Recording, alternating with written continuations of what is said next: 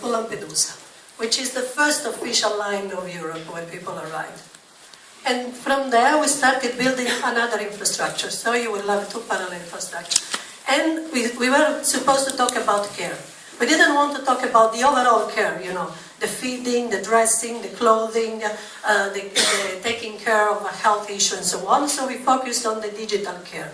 All the quantity of energy put by activists to connect people. Because if people have connection, people have the internet, they can say to the people that love them, we are alive, we made it, or we are in the making of our better life.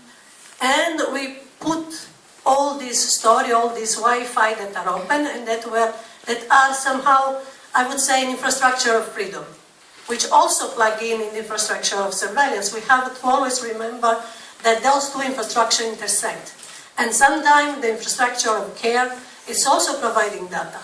Because when we talk about the WhatsApp, when we talk about the Facebook, a real name policy, when we talk about this, all this infrastructure, and all the owner of the infrastructure is a private corporation, capitalist, patriarchal infrastructure that make easy deal and agreement with the governmental infrastructure. They do things in our name, but they exploit our names to do their own business. It's the public-private partnership.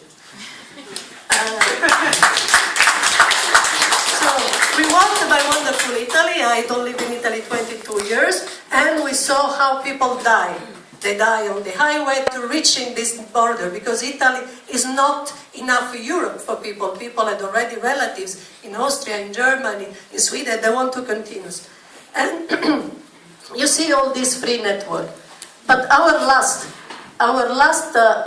slide, and in Brussels, because all this Wi-Fi, there are in Germany, there are in many places, what they use? They use open Wi-Fi. What they do? They change the network, they change the software, they use a free and open network, because there is a digital care that is aware of the surveillance and try to provide more safe space.